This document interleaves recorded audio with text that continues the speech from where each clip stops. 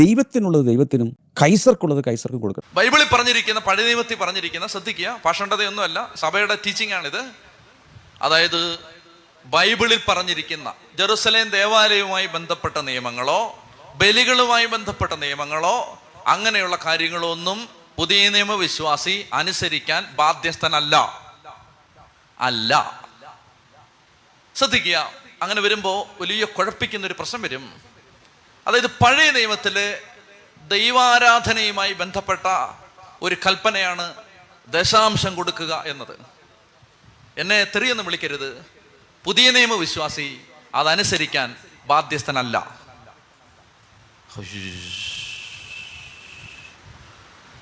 അപ്പൊ നിങ്ങൾ പറയും, അപ്പൊ ഞങ്ങൾ ഈ ധ്യാനകേന്ദ്രത്തിനെല്ലാം കൊടുത്തതോ? പ്രിയപ്പെട്ട സഹോദരങ്ങളെ, പുതിയ നിയമത്തിന്റെ വിശ്വാസം എങ്ങനെയാണ്? നീ 10 കൊടുത്താലും 5 കൊടുത്താലും 1 കൊടുത്താലും 20 കൊടുത്താലും കൊടുക്കണം. പക്ഷേ കൊടുക്കുന്നത് പരാതിയില്ലാതെ, നിർബന്ധമില്ലാതെ, വൈമനസ്സില്ലാതെ, മനസ്സറിഞ്ഞ് കൊടുക്കണം. അത് 10 ആയാലും ദൈവത്തിന് പ്രശ്നമില്ല, 9 ആയാലും പ്രശ്നമില്ല, 2 ആണെങ്കിലും പ്രശ്നമില്ല, 100 ആണെങ്കിലും പ്രശ്നമില്ല. സമാധാനായോ? 10 എന്ന് പറയുന്ന നിർബന്ധം പുതിയ നിയമത്തിൽ ഇല്ല. ഇല്ല. കോൺട്രവേഴ്സിക്കൊന്നും താല്പര്യമില്ല. ബൈബിൾ ശരിക്കും വായിച്ചാൽ ഇല്ല. മനസ്സിലാവുന്നുണ്ടോ? അയ്യോ, അപ്പൊ 10 വെച്ച് കണക്ക് വെച്ച് കൊടുത്തു, ഒരു പ്രശ്നമില്ല, ഇനിയും കൊടുത്തു, നാളെയും കൊടുത്തോളുക. പക്ഷേ ആ നിർബന്ധം പുതിയ നിയമത്തിലില്ല. 9 കൊടുത്താലും സാരമില്ല. ചിലർക്ക് എന്നോ സന്തോഷമായെന്നറിയോ? ഇന്ന് ഈ ഒരു ക്ലാസ്സിന്റെ പേരിൽ എൻ്റെ പോപ്പുലാരിറ്റി കൂടാൻ സാധ്യതയുണ്ട്. അതായത് എന്നോ സന്തോഷമായി നീ 10, അതായത് പ്രാഗിക്കൊണ്ട് നീ 10 കൊടുക്കുന്നതിലും ഭേദം കൊടുക്കാതിരിക്കുന്നതാണ്. നിയമത്തിന്റെ പേരിൽ നീ 10 കൊടുക്കുന്നതിലും ഭേദം കൊടുക്കാതിരിക്കുന്നതാണ്. യോ, ദശാംശം കൊടുത്തില്ലേ ചൊറി വരുമെന്ന് പറഞ്ഞുകൊണ്ട് നീ കൊടുക്കുന്നതിലും ഭേദം കൊടുക്കാതിരിക്കുന്നതാണ്. മനസ്സിലാവുന്നുണ്ടോ? പുതിയ നിയമത്തിൽ ഇങ്ങനെയാണ് പൗലോസ്ലീഹായിലൂടെ പരിശുദ്ധാത്മാവ് അരുളി ചെയ്യുന്നത്. അതായത് മനസ്സോടെ കൊടുക്കുന്നവനെയാണ് ദൈവം അനുഗ്രഹിക്കുന്നത്. അത് നിർബന്ധത്തെ പ്രതിയോ വൈമനസ്യത്തോടെയോ ആകരുത്. കൊടുക്കുക, നിനക്ക് കിട്ടും. അമർത്തിക്കുലിക്ക് നിറച്ചളന്ന് നിന്റെ മടിയിൽ ഇട്ട് തരും. അത് 10 ആയാലും ദൈവത്തിന് പരാതിയില്ല, 9 ആയാലും ദൈവത്തിന് പരാതിയില്ല, 11 ആയാലും പരാതിയില്ല, 1 ആണേലും പരാതിയില്ല, 100 ആണേലും പരാതിയില്ല. ക്ലിയർ ആയോ? ഓക്കെ. അപ്പൊ അതുകൊണ്ട് ഇനി ആ കണക്കൊന്നും ഓർത്ത് ഭാരപ്പെടുവൊന്നും വേണ്ട. ഇപ്പം ഇതുവരെ ദശാംശം കൊടുക്കാനോ അല്ലെങ്കിൽ സ്വത്രക്കാഴ്ച കൊടുക്കാനോ ഇങ്ങനെ ഞരങ്ങി ഞെരുങ്ങി വലിഞ്ഞ് 31-ാം തീയതിക്ക് ഇങ്ങനെ റബ്ബർ ബാൻഡ് ഇട്ട് വലിച്ചാൽ കൊണ്ടെത്തിക്കുന്നത്. ഈ അവസ്ഥ മാറുമെന്ന് ഞാൻ പറയുന്നു. ശരിക്കും ദൈവത്തിന് വേണ്ടി നിന്ന് നോക്ക്. ഈ ഹാർട്ടോടുകൂടി നിന്ന് നോക്ക്.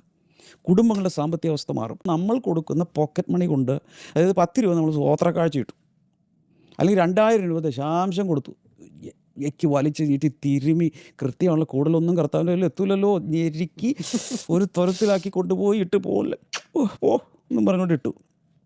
ഇത് കിട്ടിയിട്ട് വേണം കർത്താവിന് അവിടെ സ്വർഗം ഓടിക്കുക അല്ലെങ്കിൽ ഭൂമിയിലെ കാര്യങ്ങൾ നടത്താൻ. നമ്മൾ ചിന്തിക്കണം. ഞാൻ എപ്പോഴും പറയുന്നത്, നമ്മൾ ഈ എന്തെങ്കിലും ഇപ്പോൾ ഒരു കൺവെൻഷൻ വന്നു, ഒരു കോൺഫറൻസ് വന്നു, അല്ലെങ്കിൽ ഒരു പരസ്യയോഗം വന്നു, അല്ലെങ്കിൽ ഒരു ക്രൂസൈഡ് വന്നു, അല്ലെങ്കിൽ ഇപ്പോഴത്തെ രീതികൾക്കാണെങ്കിൽ ഒരു എപ്പിസോഡ് സ്പോൺസർ ചെയ്തു, അല്ലെങ്കിൽ ചർച്ചിൻ്റെ ബിൽഡിങ്ങിന് കൊടുത്തു, ഏതെങ്കിലും ഒരു പ്രോജക്റ്റ് കൊടുത്തു, ചാറ്റി കൊടുത്തു. നമ്മൾ എത്ര കൊടുത്തതെന്ന് അറിയാമോ? കർത്താവിന് എന്ന ഭാവത്തിലായിരിക്കും നമ്മളിരിക്കുന്നത്.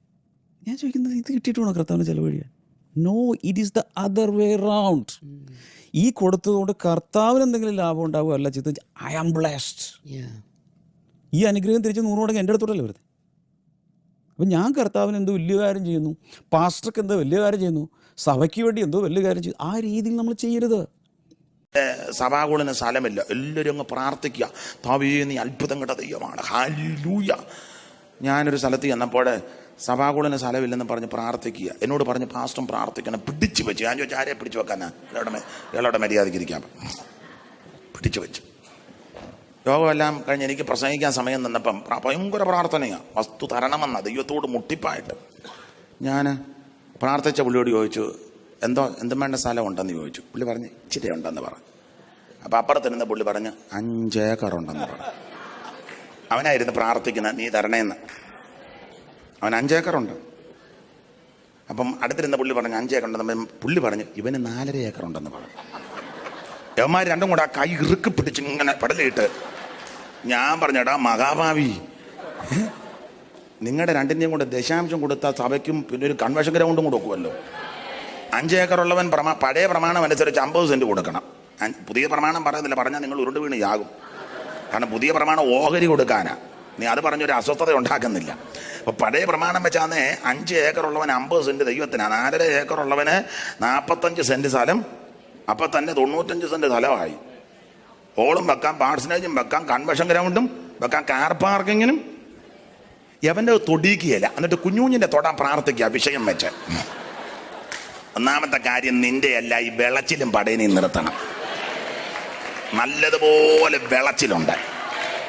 സ്തോത്രം. പിന്നെ നമ്മുടെ ഇടയിലൊന്നും പറഞ്ഞാൽ ഞാനിങ്ങനെ ദൂത് പറയുമ്പം ചിലത് എനിക്കുള്ള ദൂതല്ല, അവനിട്ട. സ്തോത്രം. അവനിട്ടല്ല, നിനക്കിട്ട് തന്നെ ഈ ദൂത്.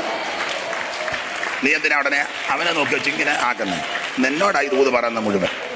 അപ്പൊ ഒരു കാര്യം പറയാ, ആദ്യം നമ്മുടെ കയ്യിലുള്ളത് കർത്താവിനങ്ങോട്ട് കൊടുക്കാൻ. ഇത് കൊടുക്കുന്നതിലൂടെ ഞാനും എൻ്റെ കുടുംബവും എൻ്റെ തലമുറകളും അനുഗ്രഹിക്കപ്പെടുന്നു എന്ന് മനസ്സിലാക്കണം ആദ്യം തന്നെ. അപ്പോൾ ആദ്യം തന്നെ നമ്മൾ എന്താ ചെയ്യുന്നത്? എനിക്ക് വേണ്ടി ജീവൻ തന്ന, എല്ലാം തന്ന യേശുവിനായി എന്നെ സമർപ്പിക്കും. ഇതൊക്കെ പറയുന്ന സമയത്ത് തന്നെ അതൊക്കെ ചെയ്യാട്ടോ വേണമെങ്കിൽ എന്നെ സമർപ്പിക്കും. 2, നമ്മൾ ഉൾപ്പെട്ട് നിൽക്കുന്ന സഭയിലെ ശുശ്രൂഷ, അവർ മനുഷ്യരാണ്, കുറവുകളുള്ള പച്ച മനുഷ്യരാണ്. പക്ഷേ അവർക്കും ഇവർ ചെയ്തതാണ്, ആ ശുശ്രൂഷകർക്ക് തങ്ങളെ തന്നെ സമർപ്പിച്ചു എന്ന് പറഞ്ഞാൽ അവർക്ക് സബ്മിറ്റഡ് ആയി നടക്കും. വിമുഖതയോടെ അറച്ചറച്ച് മടിച്ച് കൊടുക്കരുത്. 2 കൊരിന്ത്യർ 9:7. 2, അണ്ടർ കമ്പൽഷൻ, നിർബന്ധത്താലും വരുത്. 2 കൊരിന്ത്യർ 9:7 തന്നെ. നിർബന്ധിച്ചാരും ചെയ്യരുത്. അങ്ങനെ കൊടുക്കേണ്ട സാധനമല്ല ഇത്. ഓ മൈ ഗോഡ്, ഞാൻ ഈ പറയുന്ന കാര്യം, ഈ വചനങ്ങൾ ശരിക്കും അപ്ലൈ ചെയ്യാമെങ്കിൽ സഭകൾ അനുഗ്രഹിക്കപ്പെടും. സഭകളിലുള്ള ജനങ്ങൾ അനുഗ്രഹിക്കപ്പെടും. ഭയങ്കര ദേശം അനുഗ്രഹിക്കപ്പെടും ഞാൻ പറയുന്നത്. പക്ഷേ ഇതിലോട്ട്, ഈ ടീച്ചിങ്ങിലോട്ട് പലപ്പോഴും സഭകൾ കയറിയിട്ടില്ല. യഹൂദിൻ്റെ കാര്യം പറഞ്ഞുകൊണ്ട് നിൽക്കുക, 10 എന്ന് പറഞ്ഞുകൊണ്ട് നിൽക്കുക. ഇത് 10ൻ്റെ കാലം കഴിഞ്ഞെന്ന്. ഗ്രേസ്. ഇനി ഞാനൊരു കാര്യം പറയട്ടെ. അപ്പോൾ ഇവിടെ പ്രത്യേകിച്ച് കണക്കൊന്നും പറയുന്നില്ല. ക്ഷമസിച്ച് പറഞ്ഞു, മറ്റേന്ന് പറഞ്ഞാൽ കാൽക്കുലേറ്റ് അടിച്ചാൽ 10 അല്ലേ, 10 അടിച്ച് കഴിഞ്ഞാൽ അതങ്ങ് കൊടുത്താൽ മതി, കാര്യം തീർന്നു. ഇതിങ്ങനെ ഓപ്പണൻ്റായിട്ട് കിടക്കുന്നതുകൊണ്ട് ആകപ്പാടെ ഒരു കഴിവിനൊത്തവണ ഹൃദയത്തിൽ തോന്നിയതുപോലെ ആനുപാതികമായ ഇത് എന്താ പരിപാടി, ഇത് എപ്പോഴും ഒരു കൺഫ്യൂഷനായിട്ട് വരും. അവിടെയാണ് നമ്മൾ റോമാലേഖനം 8:14 ദൈവാത്മാവ് നടത്തുന്നവർ ഏവരും ദൈവത്തിൻ്റെ മക്കളാകും. അത് പരിശുദ്ധാത്മാവ് പറയുന്നത് കേൾക്കാൻ തക്കവണ്ണം നമ്മളാകുന്നില്ലെങ്കിൽ നമ്മൾ ദൈവമക്കളല്ലെന്നാണ് പറഞ്ഞിരിക്കുന്നത്. അപ്പോൾ അതിലോട്ട് നമ്മൾ വളരണ്ടേ? അതിനെന്ത് ചെയ്യണം? ഇരുന്ന് പ്രാർത്ഥിക്കണം. എന്താണ് ദശാംശത്തിൻ്റെ ദൈവശാസ്ത്രം? സാപത്തിനെക്കുറിച്ചുള്ള ബൈബിളിൻ്റെ നിലപാട് തന്നെയാണ് ദശാംശത്തെക്കുറിച്ചുള്ള കാര്യത്തിലും ബൈബിളിനുള്ളത്. നാം അധ്വാനിച്ചുണ്ടാക്കുന്ന പണത്തിൽ 10-1 ദൈവത്തിനും ദേവാലയത്തിനും ദരിദ്രർക്കുമായി മാറ്റിവെക്കണം. ദൈവത്തിന് എന്ന് പറഞ്ഞാൽ, ദൈവത്തിന് നമ്മുടെ പണം കൊണ്ട് ആവശ്യമില്ല. ദൈവത്തിൻ്റെ വേല ചെയ്യുന്ന, ദൈവത്തിൻ്റെ ശുശ്രൂഷ ചെയ്യുന്ന പുരോഹിതന്മാർക്ക് അവർ വേറെ ജോലിക്ക് പോകാൻ പാടില്ലെന്നും അവർക്ക് ജീവിക്കാനുള്ള മാർഗം മറ്റുള്ളവർ കൊടുക്കണമെന്നുമാണ് ബൈബിൾ പറയുന്നത്. പണ്ട് പുരോഹിതന്മാരുടെ ജോലി എന്ന് പറഞ്ഞാൽ അതിന് ആധാരത്തിലൊക്കെ എഴുതിയിരുന്നത് ദൈവവിചാരം എന്നാണ്. ദൈവവിചാരം പിന്നീടത് വൈദിക വൃത്തിയായി, ഒരു ജോലി പോലെയായി. വാസ്തവത്തിൽ ദൈവവിചാരമാണ് പുരോഹിതന്മാരുടെ ജോലി. അവർക്കപ്പോൾ മനുഷ്യവിചാരമില്ലാത്തത് കൊണ്ട്, എന്ന് വെച്ചാൽ മാനുഷികമായ സംഗതികൾ ചെയ്യാൻ പറ്റാത്തത് കൊണ്ട് മനുഷ്യർ അവരെ സംരക്ഷിക്കാനുള്ള, ഭൗതികമായി സംരക്ഷിക്കാനുള്ള പണം കൊടുക്കണമെന്നാണ്. രണ്ടാമത്തത് ദേവാലയത്തിന്. നമ്മൾ ദേവാലയത്തിൽ ചെല്ലുമ്പോൾ അനുഷ്ഠാനങ്ങൾ നടത്താൻ ഒരുപാട് സംഗതികൾ വേണം. തിരി വേണം, കാസ വേണം, പീലാസ വേണം, വിശുദ്ധമായ വസ്ത്രങ്ങൾ വേണം, അങ്ങനെ ഒത്തിരിയേറെ സംഗതികൾ വേണം. പിന്നെ നമുക്ക് അവിടെ നന്നായി നിൽക്കാൻ വേണ്ട പ്രശ്നങ്ങളൊന്നുമില്ലാതെ, അതായത് അസ്വസ്ഥതയില്ലാതെ നിൽക്കാൻ ഫാൻ വേണം, ലൈറ്റ് വേണം, ഇങ്ങനെ എല്ലാ സംഗതികൾക്കും പണം ആവശ്യമുണ്ട്. അപ്പോൾ ദേവാലയം സംരക്ഷിക്കാനായിട്ട് പണം കൊടുക്കേണ്ടതുണ്ട്. പിന്നെ ദരിദ്രരെ സംരക്ഷിക്കാനുള്ള ചുമതലയും നമ്മയാണ് ഏൽപ്പിച്ചിരിക്കുന്നത്. നമ്മുടെ പണം നമ്മുടെ മാത്രം പണമല്ല, അത് ദരിദ്രരെ സംരക്ഷിക്കാൻ വേണ്ടി കൂടിയുള്ളതാണ്. ഇങ്ങനെ ഈ 3 കാര്യങ്ങൾക്ക് വേണ്ടി നമ്മൾ അധ്വാനിച്ചുണ്ടാക്കുന്നതിൽ 10-1 മാറ്റിവെക്കണമെന്നാണ് ബൈബിൾ പറയുന്നത്. അപ്പോൾ ലൂക്കായുടെ സുവിശേഷത്തിൽ യേശു പറയാണ്, നിങ്ങളുടെ അധാർമിക സമ്പത്ത് കൊണ്ട്, ഇമ്മോറൽ മണി, നിങ്ങളുടെ അധാർമിക സമ്പത്ത് കൊണ്ട് സ്നേഹിതന്മാരെ സമ്പാദിക്കുക. അത് നിങ്ങൾ ഉപേക്ഷിക്കുമ്പോൾ, സമ്പത്ത് നിങ്ങൾ ഉപേക്ഷിക്കുമ്പോൾ, ഈ സ്നേഹിതന്മാർ നിത്യകൂടാരങ്ങളിൽ നിങ്ങളെ സ്വാഗതം ചെയ്യും. സമ്പത്ത് നമ്മൾ ഉപേക്ഷിക്കണം. സംസ്കൃതത്തിൽ ഒരു ചൊല്ലുണ്ട്, അർത്ഥാംഗ്രഹേ നിവർത്തന്തേ ശ്മശാനേ പുത്ര ബാന്ധവ സുഹൃതം ദുഷ്കൃതം ശൈവ ഗച്ഛതം ഗത ഗച്ഛന്തി. അർത്ഥവും പണവും ബന്ധുക്കളും എല്ലാം നമ്മൾ ഉപേക്ഷിക്കണം. ശ്മശാനത്തിലേക്ക് പോകുമ്പോൾ ഒന്നും കൊണ്ടുപോകാൻ കഴിയില്ല, പക്ഷേ ഒന്ന് കൊണ്ടുപോകാം. ഒന്നുകിൽ സുഹൃതം അല്ലെങ്കിൽ ദുഷ്കൃതം. നമ്മൾ ചെയ്തു കൂട്ടിയ തിന്മകളെല്ലാം നമ്മുടെ കൂടെ പോരും. നമ്മൾ ചെയ്ത എല്ലാ നന്മ പ്രവൃത്തികളും നമ്മുടെ കൂടെ പോരും. നമ്മളെ സ്വർഗത്തിൽ സ്വീകരിക്കാൻ ഇരു കൈകളും നീട്ടി നിൽക്കുന്നത് നമ്മൾ ഭൂമിയിൽ ആരെയൊക്കെ സഹായിച്ചുവോ അവരായിരിക്കും. അപ്പോൾ നമ്മുടെ കയ്യിലിരിക്കുന്ന അധാർമിക സമ്പത്ത്, ഇമ്മോറൽ മണി, മോറലായിട്ട് മാറും, നന്മയുള്ള പണമായിട്ട് മാറും. അതാണ് ദശാംശം. ഫ്രീ വിൽ ഓഫറിങ്സ്, അത് 2 കൊരിന്ത്യർ 8:12-19 പറഞ്ഞിട്ടുണ്ട്. സ്വമേധാദാനങ്ങൾ സ്വമേധയായിട്ട് കൊടുക്കും. 2 സീഡ് ഓഫറിങ് 2 കൊരിന്ത്യർ 9:6-7 പറഞ്ഞിട്ടുണ്ട്. ഒരു വിത്ത് വിധിക്കുന്ന പോലെ. ഞാൻ ഒരു എക്സാമ്പിൾ പറയാം. എനിക്കൊരു മോളുണ്ട്, അല്ലെങ്കിൽ എനിക്ക് മക്കളുണ്ട്. അവരുടെ വിദ്യാഭ്യാസത്തിന് പല ആവശ്യങ്ങൾ വരികയാണ്. കാരണം ഇപ്പോൾ ഒരാൾ 8ാം ക്ലാസ്സിലായി, ഒരാൾ 10ാം ക്ലാസ്സിലായി. ഇനി അടുത്തടുത്ത് ഇതിലോട്ട് പോവുകയാണ്. ഇനി 12 കഴിഞ്ഞ് പിന്നെ ഏതെങ്കിലും ഒരു മെഡിസിനോ അല്ലെങ്കിൽ ഇതിനൊക്കെ വിടണം. ഇപ്പോഴേ മുൻകൂട്ടി കണ്ടുകൊണ്ട് എന്ത് ചെയ്യാം, ഒരു സീഡ് വിതയ്ക്കുക, ഒരു വിത്ത് വിതയ്ക്കുക. എങ്ങനെയാണ്? വിദ്യാഭ്യാസത്തിന് സ്ട്രഗിൾ ചെയ്യുന്നൊരു കുട്ടിക്ക് പുസ്തകം മേടിച്ചു കൊടുക്കുകയോ, ഒരാൾ ഫീസ് അടയ്ക്കുകയോ എന്തെങ്കിലുമൊക്കെ ചെയ്താൽ. ഇനി എനിക്കൊരു പെൺകുട്ടിയുണ്ട്, ആവശ്യങ്ങൾ വരികയാണ്. അപ്പോൾ എന്ത് ചെയ്യാം, ഒരു പെൺകുട്ടിയുടെ വിവാഹത്തിന് എനിക്ക് പോയി കുറച്ച് ഹെൽപ്പ് ചെയ്യാം. ഇത് നേരെ എന്ത് ചെയ്യും, എൻ്റെ മകളുടെ ആവശ്യം വരുമ്പോൾ തിരിച്ചു വരും. ഇതാണ് സീഡ് ഓഫറിംഗ് എന്ന് പറയുന്നത്. അത് പലതരത്തിൽ ചെയ്യാം. അടുത്തത് ഗോഡ്സ് പോർഷൻ. ഇവിടെയാണ് ഈ ബ്ലെസ്സിങ് ടുഡേയിൽ ദശാംശം എന്നുള്ള വാക്ക് നമ്മൾ ഉപയോഗിക്കാറില്ല. പകരം നമ്മൾ ഉപയോഗിക്കുന്ന ഒരു സമയത്ത് നമ്മളിന്ന് ഒത്തിരി ചിന്തിച്ചു, യഹൂദന്മാർ ഇത് അങ്ങനെ അല്ലെന്നും പറയുന്നു, പക്ഷേ ജനങ്ങൾക്ക് കൊടുക്കാൻ പറ്റുകയും വേണം, അതിനൊരു മുഖാന്തരം ഉണ്ടാണ്. അപ്പോഴാണ് ദൈവത്തിനായി വേർതിരിക്കുന്നൊരു ഭാഗം, അതാണ് ഗോഡ്സ് പോർഷൻ. ആ രീതിയിൽ നമുക്ക് കൊടുക്കാം എന്ന് പറയും. മത്തായി 22:21 അവിടെ പറയുന്നത് ദൈവത്തിനുള്ളത് ദൈവത്തിനും കൈസർക്കുള്ളത് കൈസർക്കും കൊടുക്കട്ടെ. അപ്പോൾ ദൈവത്തിനൊരു ഭാഗമില്ലേ, അതാണ് ഗോഡ്സ് പോർഷൻ. അതിന് വചനമില്ലേ? അപ്പോൾ അത് നമ്മൾ ഹൃദയത്തിൽ നിശ്ചയിക്കുക. അതിപ്പോൾ യഹൂദന്മാർ 10 കൊടുത്തു. ഇപ്പോൾ നമുക്ക് നമ്മുടെ കപ്പാസിറ്റി കഴിവിനൊത്തോണമല്ലോ പറഞ്ഞു. 11 ആണെങ്കിൽ 11, 12 ആണെങ്കിൽ 12. ഞാൻ പറഞ്ഞാൽ അതിനേക്കാൾ അല്പമെങ്കിലും കൂട്ടി വെക്കുന്ന ഒരു മര്യാദയാണ്. അത് നിർബന്ധത്താലല്ല, ഹൃദയ സന്തോഷത്താൽ നമുക്കത് ചെയ്യാം. എൻ്റെ അക്കൗണ്ടിൽ നിന്ന് 100 രൂപ ഒരാൾക്ക് ഞാൻ കൊടുക്കുമ്പോൾ, if I'm giving 100 rupees to someone else, 110 രൂപ ദൈവം തിരിച്ചു തരും. 110 rupees I'll get. ഞാൻ പറഞ്ഞ മനസ്സിലായോ? How many of you understood what I'm saying? Blessing വേണ്ടവരെ, എനിക്ക് നിർബന്ധമില്ല. If you need blessing, you raise your hand. Blessing വേണ്ടവരെ, എനിക്ക് നിർബന്ധമില്ല. വി ഷുഡ് ഗിവ് വില്ലിംഗ്ലി, മനസ്സോടെ കൊടുക്കണം. 2 കൊരിന്ത്യർ 8:12 നിർബന്ധത്താലല്ല, മനസ്സോടെ കൊടുക്കണം. Number 5, we should give in accordance with our income. This is very important. അതായത് വരുമാനത്തിനൊത്തോണം കൊടുത്താൽ മതി. അത് നല്ലൊരു ആശ്വാസമല്ലേ അത്. അത് ഞാൻ സാധാരണ പറയാറുണ്ട്, ഈ പണ്ട് നിങ്ങൾ ചെറുപ്പത്തിലേ ഒരു കളിയുണ്ടായിരുന്നു, നിങ്ങൾ പിള്ളേരായിരുന്ന സമയത്ത്. തുമ്പിയെ പിടിക്കും, തുമ്പി ഒരു ഡ്രാഗൺ ഫ്ലൈ. തുമ്പിയെ പിടിച്ചിട്ട് കല്ലെടുപ്പിക്കും. ഇങ്ങനെ തുമ്പിയുടെ കാലിങ്ങനെ വെച്ച് കൊടുക്കുമ്പോഴേക്ക് കല്ല് അതുമേ പിടിക്കും, കല്ലിങ്ങനെ എടുപ്പിക്കും. കുറേ കഴിയുമ്പോൾ ചിലപ്പോൾ ആ വാലയെ പൊടി പറഞ്ഞു പോകും, ചിലപ്പോൾ ചിറക് പറഞ്ഞു പോകും. ക്രൂരമാണ്, അറിയില്ലാത്ത കാലത്ത് ചെയ്തതാണ്. ഇതുപോലെ തുമ്പിയെ കൊണ്ട് കല്ലെടുപ്പിക്കുന്ന ദൈവമല്ല നമ്മുടെ ദൈവം. ഈ എന്തിനാ കൊടുക്കുന്നത്? കിട്ടാൻ. കൊടുപ്പിനെന്നാ നിങ്ങൾക്ക് കിട്ടുന്നല്ലോ. ഇത് യേശു തന്നെ പറഞ്ഞു. അതെ, എന്തിനു കൊടുക്കുന്നത്? നഷ്ടപ്പെടാനല്ല, തീർന്നു പോകാനല്ല, ഇല്ലാതാകാനല്ല, ഇങ്ങോട്ട് പിന്നെയും കിട്ടാൻ വേണ്ടിയിട്ടാണ്. വീണ്ടും പാനപാത്രം നിറഞ്ഞ് കവിയും. ഈ പ്രിൻസിപ്പിൾസ് നമ്മൾ ആദ്യം പഠിക്കണം. അപ്പോൾ നമ്മുടെ പിശുക്കിൻ്റെ ആത്മാവ് നമ്മൾ വിട്ടുപോകും. ഹല്ലേലൂയ. ഈ കഴിഞ്ഞ എനിക്ക് ഒന്ന് 2025 അവസാനം 2026 തുടക്കത്തിലും കർത്താവിന് ഒത്തിരി കാര്യങ്ങളിൽ എൻ്റെ മനസ്സിൽ മാറ്റങ്ങൾ വരുത്തി. അതുകൊണ്ടാണ് ഞാനിത് തുറന്നു പറയുന്നത്. ഒത്തിരി മാറ്റങ്ങൾ വരുത്തി അപ്രോച്ചിലൊക്കെ. നമ്മുടെ വരുമാനത്തിനൊത്തവണ്ണം അല്ലെങ്കിൽ പ്രൊപ്പോർഷനേറ്റ്ലി ആനുപാതികമായി. അപ്പോസ്തലപ്രവൃത്തികൾ 11:29, 1 കൊരിന്ത്യർ 16:2, 2 കൊരിന്ത്യർ 8:12 ഇതിലെല്ലാം ഈ ആനുപാതികമായി കഴിവിനൊത്തവണ്ണം കൊടുക്കുന്ന കാര്യം പറഞ്ഞിട്ടുണ്ട്. ഇപ്പോൾ ഇവിടെ ആരെയും അടിച്ചമർത്തിയിരുന്നില്ലെന്നേ പുതിയ നിയമത്തിൽ. V should give generously. അതായത് 2 കൊരിന്ത്യർ 9:6 പറയുന്നത് ജനറസ്, ഔദാര്യമായി കൊടുക്കണം.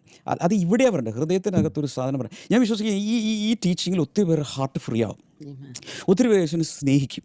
ഇന്നത്തെ സാമ്പത്തിക അവസ്ഥ മാറുമെന്ന് ഞാൻ പറയുന്നത്. അപ്പൊ കർത്താവിന്റെ കയ്യിൽ നമുക്കുള്ളതെല്ലാം അങ്ങോട്ട് കൊടുത്താൽ മതി, ദൈവം അതെല്ലാം വർദ്ധിപ്പിച്ചിഞ്ഞ് തരും. അപ്പൊ ഒരു കാര്യം പറയാ, ആദ്യം നമ്മുടെ കയ്യിലുള്ളത് കർത്താവിന് അങ്ങോട്ട് കൊടുക്കാൻ. അന്ത്രയോസും ശിഷ്യന്മാരും പറഞ്ഞു, ജനം 3 ദിവസമായി ഭക്ഷിപ്പാനൊന്നുമില്ല, ആകെ തളർന്ന് പറഞ്ഞ് വീട്ടിൽ വിട്ട് കടിക്കാൻ കൊടുക്കാൻ ഒന്നുമില്ല. യേശു ചോദിച്ചു, 1 മില്യൺ എന്ന് ചോദിച്ചു. 1 മില്യൺ എന്ന് ചോദിച്ചപ്പം മനസ്സിലായി, എന്തോ ക്ലിക്ക് ചെയ്ത് പുള്ളിക്ക്. ഉടനെ അന്ത്രയോസ് പറഞ്ഞ് 5 അപ്പവും 2 മീനും. അത് ചെറുക്കനെ കളിപ്പിച്ച് മേടിച്ചതാ. ഒരു പയ്യൻ, നമുക്ക് ഈ കളിപ്പിച്ച് മേടിക്കാൻ നല്ല ബിരുദാണല്ലോ. പാവത്തങ്ങളൊക്കെ വന്നിരിക്കുമ്പോൾ അവരെ കളിപ്പിക്കാൻ നല്ല ബിരുദ. സ്തോത്രം. കൊച്ചു പയ്യനാ, അവനെ അങ്ങ് കളിപ്പിച്ചു. അവനെല്ലാം യേശുവിൻ്റെ വചനം എല്ലാം കേട്ടപ്പോൾ അവനെ അപ്പത്തിൻ്റെ എല്ലാം കാര്യം മറന്നുപോയി. അവനെ സ്തോത്രം പറഞ്ഞു. അപ്പോൾ ഇവൻ അത് ന്യൂട്രൽ അടിച്ച് മാറ്റി. എന്നിട്ട് പറഞ്ഞു, ബലപ്പെട്ടാട്ടെ ബ്രദർ, ശക്തിപ്പെട്ടാട്ടെ. പിന്നെ അങ്ങ് വന്നതല്ലേ ഒന്ന് ഓർത്ത് അവൻ ശക്തിപ്പെടുക, മറ്റവനെ അടിച്ച് മാറ്റി. എന്നാ വെച്ചാൽ കൊച്ചനെ കളിപ്പിച്ചേച്ചേ, ഇതെല്ലാം മേടിച്ച് കൈ വെച്ചേച്ചേ. സ്തോത്രം. പിന്നെ ചെറുക്കനെ വചനം കേട്ടത് കൊണ്ട് അവൻ അങ്ങ് സന്തോഷിച്ചു. സ്തോത്രം. അത് നോട്ടറി മാറ്റിയച്ച യേശുവിനോട് പറഞ്ഞ് പൊതുയോഗം പിരിച്ചു വിട്ടോളാൻ പറഞ്ഞു. കർത്താവിന് മനസ്സിലായ പൊതുയോഗം പിരിച്ചു വിടുന്നു. അപ്പം എൻ്റെ അർത്ഥം പൊതുയോഗം വിട്ടു, കമ്മിറ്റി ഉണ്ടെന്ന് പറഞ്ഞു. കമ്മിറ്റി 12 പേര്, 12 അംഗ കമ്മിറ്റി. അപ്പം കമ്മിറ്റിക്കാർക്കായി 5 അപ്പവും 2 മീനും. കർത്താവ് ഉടനെ പറഞ്ഞ്, ഇന്ന് കമ്മിറ്റിയില്ല, മൊത്തം പൊതുയോഗമാണെന്ന് പറഞ്ഞു. ഇന്ന് കമ്മിറ്റിയില്ല, മുഴുവൻ പൊതുയോഗമാണെന്ന് പറഞ്ഞു. പന്തിയായിട്ട് അങ്ങോട്ട് ഇരുത്താൻ പറഞ്ഞു. ഇരുത്തി. ഇല്ല, കമ്മിറ്റിക്കാർക്ക് വെച്ച് കഴിഞ്ഞ് കൊണ്ടുവരാൻ പറഞ്ഞു. മനസ്സില്ലാ മനസ്സോടാണെങ്കിലും കൊടുത്ത 5 അപ്പവും 2 മീനും. അത് നമ്മുടെ പൊന്നു തമ്പുരാൻ കരത്തിലെടുത്ത് ദൈവത്തെ വാഴ്ത്തി ശിഷ്യന്മാർ കൊടുത്തഞ്ഞ് വിളമ്പിക്കോളാൻ പറഞ്ഞ് അവിടെ ഇങ്ങനെ വായിക്കുന്നു, എല്ലാവരും തിന്ന് തൃപ്തരായി. സ്തോത്രം, സ്തോത്രം, സ്തോത്രം.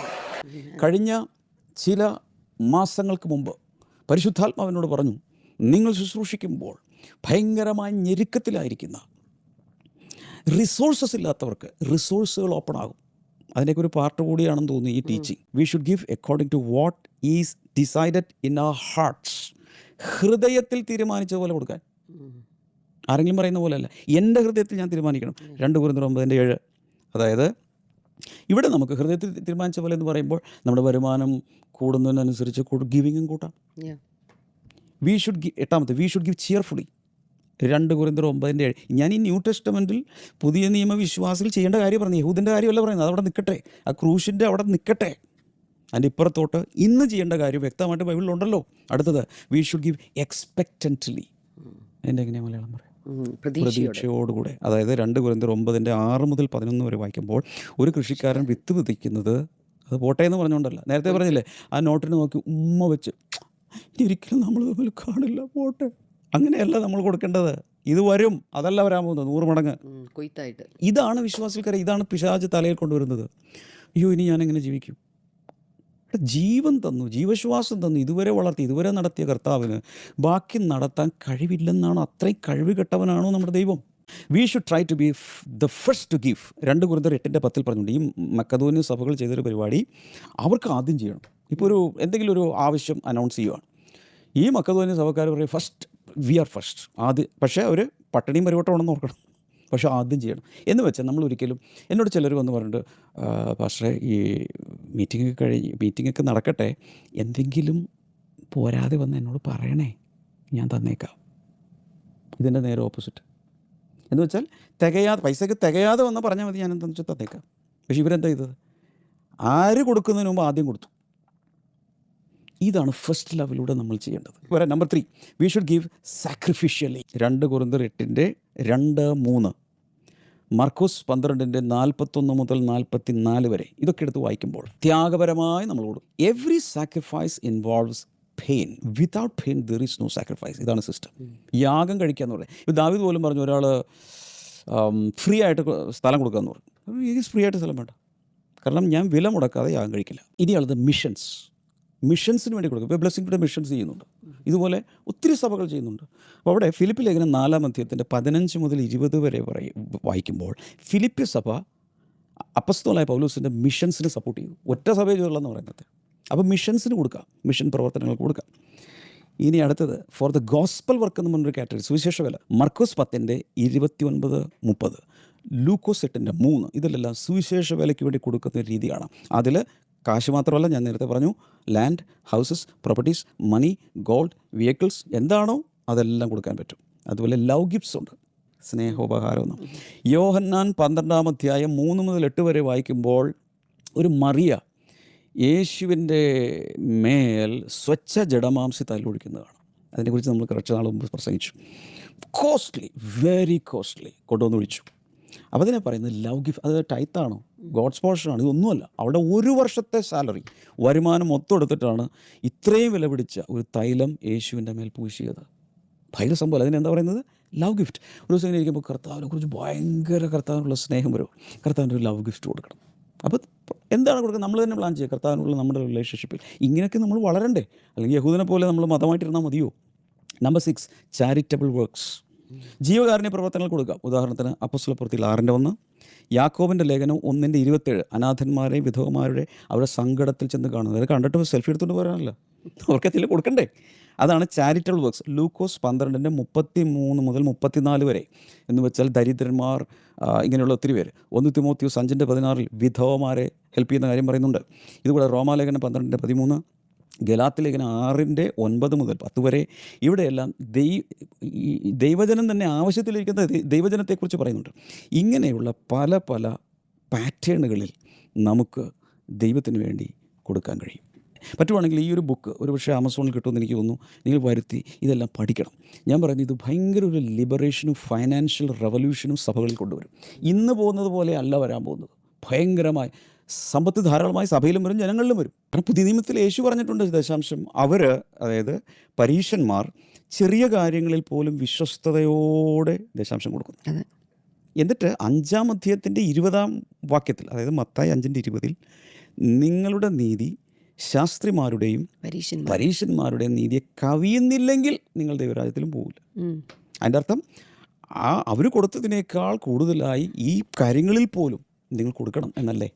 അപ്പോൾ പുതിയ നിയമത്തിൽ ദശാംശം ഇല്ലേ? ഇതാണ് ചോദ്യം. ഇത് വളരെ ശ്രദ്ധിച്ച് കേൾക്കേണ്ട ഒരു കാര്യമാണ്. Jesus was speaking to Pharisees under the law. ഇതൊത്തിരി പേർക്ക് ഐ ഓപ്പണറാകാൻ വേണ്ടി ഞാൻ പറയുകയാണ്. യേശു ശുശ്രൂഷിക്കുന്ന സമയത്തും, അതായത് ഗോസ്പൽസ് നടക്കുന്ന സമയത്ത്, യേശു ഭൂമിയിൽ ജീവിച്ചിരിക്കുന്ന സമയത്ത് ന്യായപ്രമാണമാണ്. ഈ ന്യായപ്രമാണം പിന്നെ എപ്പോഴാണ് ഷിഫ്റ്റ് ആകുന്നത്? അതായത് ഓൾഡ് കവനൻ്റ് മാറി ന്യൂ കവനൻറ്റിലോട്ട് വരുന്നത് എപ്പോഴാണ്? ഇതാണ് ചോദ്യം. ഞാനൊരു കാര്യം കാണിച്ചു തരാം. ഇതെന്താണ്? ഒരു ക്രോസ്. യേശു കർത്താവിൻ്റെ ക്രൂശിന് മുൻപുള്ള കാലഘട്ടം പഴയ നിയമമാണ്. യേശു കർത്താവിൻ്റെ ക്രോസിന് ശേഷമുള്ള ബ്രോഡ്ലി, അത് ഇതിന് ശേഷമാണ് എന്ത് ചെയ്യുന്നത്? പുതിയ നിയമം വരുന്നത്. ഇത് സംസാരിക്കുന്ന എപ്പോഴാണ്? മത്തായി 23. യേശു കർത്താവ് ക്രൂശീകരിക്കപ്പെടുന്നതിന് മുമ്പാണോ ശേഷമാണോ? ക്രൂശീകരിക്കപ്പെടുന്നതിന് മുമ്പ്. തീർച്ചയായിട്ടും. അപ്പോൾ ഏത് നിയമത്തിലാണ് ഇത് നിൽക്കുന്നത്? പഴയ നിയമം. ഇത് സോ ക്ലിയർ. സോ പഴയ നിയമത്തിന് കീഴിലുള്ള പരീശന്മാരോടാണ് കർത്താവ് പറയുന്നത്, നിങ്ങൾക്ക് ലഭിക്കുന്ന എന്തൊക്കെയാണ് പറഞ്ഞത്? ജീരകം, ചതകുപ്പ, തുളസി. ഇതിലെല്ലാത്തിലും എന്ന് വെച്ചാൽ 10 തുളസി ചെടി ഉണ്ടെങ്കിൽ അതിൽ ഒരെണ്ണം ഒരു ബഞ്ചെടുത്ത് ദൈവത്തിന് വേണ്ടി മാറ്റും. ജീരകത്തിൽ പോലും ഒരു വിശ്വസ്തരായിരുന്നു. അത്രയ്ക്ക് കണിശമായി ന്യായപ്രമാണം പാലിക്കുന്നവരായിരുന്നു പരീശന്മാർ. അതായത് യഹൂദ മതത്തിൻ്റെ സൂപ്പർലേറ്റീവ് ഡിഗ്രിയിൽ അവർ നിൽക്കുന്നത്. ഈ ശൗൽ അല്ലെങ്കിൽ പിന്നീട് പൗലോസായി തീർന്ന അദ്ദേഹം ഒരു പരീശനായിരുന്നു. എന്ന് വെച്ചാൽ ന്യായപ്രമാണത്തെ ഇങ്ങനെ കീറി മുറിച്ച് ബൈസെക്ട് ചെയ്ത് അതുപോലും കൃത്യമായി അനുസരിക്കുക. ന്യായപ്രമാണപ്രകാരം അവൻ കുറ്റമില്ലാത്തവൻ, ഒരു കുറ്റം ആരോപിക്കാൻ പറ്റില്ല. ഇതാണ് നമ്മളെപ്പോഴും മനസ്സിലാക്കേണ്ടത്. ക്രൂശിന് മുമ്പുള്ള കാലഘട്ടം പഴയ നിയമം, ക്രൂശിന് ശേഷമുള്ള കാലഘട്ടം പുതിയ നിയമം. കുറച്ചുകൂടി കറക്റ്റായിട്ട് പറയുകയാണെങ്കിൽ യേശു കർത്താവ് മരിച്ചു, അടക്കപ്പെട്ടു, ഉയർത്തെഴുന്നേൽക്കുക കൂടി ചെയ്യുമ്പോഴാണ് ഇത് പ്രാബല്യത്തിൽ വരുന്നത്. കുറച്ചുകൂടി പറഞ്ഞാൽ പരിശുദ്ധാത്മാവ് ഈ ഭൂമിയിലോട്ടും കൂടി വരുമ്പോഴാണ് അത് ആപ്ലിക്കബിൾ ആകുന്നത്. എങ്കിലും ഞാൻ ബ്രോഡ്ലി ഞങ്ങൾക്ക് ഈ ക്രോസ് കാണിക്കാൻ കാരണം ഇത് തമ്മിൽ അറിയാൻ വേണ്ടിയിട്ടാണ്. ഇവിടെ ഇതിനു മുമ്പുള്ള കാലഘട്ടം പഴയ നിയമം, ഇതിനു ശേഷമുള്ളത് പുതിയ നിയമം. അപ്പോൾ യേശു കർത്താവ് സംസാരിച്ചത് ആരോടാണ്? ന്യായപ്രമാണത്തിൽ കീഴിലുള്ള ആളുകളോടാണ് എന്ന് നമ്മൾ വ്യക്തമായി മനസ്സിലാക്കണം. സോ അതുകൊണ്ട് തന്നെ ഈ കാര്യം മാത്രമല്ല, ഈ മത്തായിയുടെ ഈ സുവിശേഷങ്ങളിലെല്ലാം യേശു പറഞ്ഞിരിക്കുന്ന പല കാര്യങ്ങളും ഗലാത്യർ 4:4 പറയുന്നത് പോലെ കാലസമ്പൂർണ്ണത വന്നപ്പോൾ യേശു കർത്താവ് ഒരു സ്ത്രീയുടെ സന്തതിയായി ന്യായപ്രമാണത്തിന് കീഴിൽ ജനിച്ചവനായി. മത്തായി 5 പറയുന്നത് ന്യായപ്രമാണത്തെ നീക്കുവാൻ വേണ്ടിയിട്ടല്ല, അതിനെ നിവൃത്തിയാക്കാൻ വേണ്ടി എത്രേ ഞാൻ വന്നത്. അപ്പോൾ പല കാര്യങ്ങളും യേശു കർത്താവ് സംസാരിക്കുമ്പോൾ ന്യായപ്രമാണത്തിന് കീഴിൽ നിന്നുകൊണ്ടാണ് സംസാരിക്കുന്നത്. എന്നാൽ പെസഹ രാത്രിയിൽ അവൻ എന്ത് ചെയ്തു? പാനപാത്രം എടുത്തിട്ട് പറഞ്ഞു, ഇത് നിങ്ങൾക്ക് വേണ്ടിയുള്ള പുതിയ ഉടമ്പടിയുടെ രക്തമാകുന്നു. അപ്പോഴും നിവൃത്തിയായിട്ടില്ല. പിറ്റേ ദിവസം ക്രൂശിൽ കയറി ആ പാനപാത്രത്തിൽ, അത് രക്തം ചിന്തിക്കഴിയുമ്പോഴാണ്, അതായത് ഏതെങ്കിലും ഒരു ടെസ്റ്റമെൻറ്റ്, ഏതെങ്കിലും ഒരു വിൽ പ്രാബല്യത്തിൽ വരണമെങ്കിൽ വില്ല് എഴുതിയ ആൾ മരിക്കണം. ക്ലിയർ ആണോ? വില്ല് എഴുതിയ ആൾ മരിക്കണം. അപ്പോഴാണ് അതിന് നിയമം വരുന്നത്. അങ്ങനെ അവൻ മരിച്ചു. അപ്പോൾ ചുരുക്കി പറഞ്ഞാൽ ഇപ്പോൾ നമ്മളെവിടെയാണ്? ഇപ്പൊ ന്യായപ്രമാണത്തിന്റെ ഇപ്പം ന്യായപ്രമാണത്തിൻ്റെ കീഴിലല്ല, നമ്മൾ പുതിയ ഉടമ്പടിയുടെ കീഴിലാണ്. Amen. ഈ ഒരു കാര്യം നമുക്കറിയാമെങ്കിൽ തന്നെ Yes. ഒത്തിരി കാര്യങ്ങൾ നമുക്ക് ഇത് എവിടെയാണെന്നുള്ള വെളിവ് കിട്ടും. ഞാൻ ഇത് എനിക്കുള്ളതാണ്, യഹൂദനുള്ളതാണ്, ഒത്തിരി പ്രശ്നം ഒരു കാര്യം പറയാൻ പറ്റുപോയി.